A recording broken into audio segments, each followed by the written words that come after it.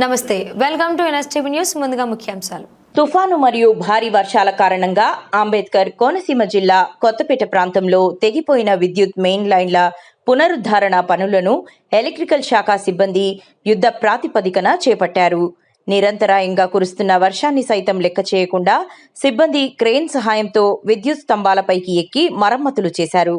కొత్తపేట మండలంలో విద్యుత్ సరఫరాలో అంతరాయం లేకుండా చూసేందుకు మరియు తక్షణ మరమ్మతులు చేసేందుకు సిబ్బంది అహర్నిశలు శ్రమిస్తున్నారని ఎలక్ట్రికల్ అసిస్టెంట్ ఇంజనీర్ రామకృష్ణ తెలిపారు.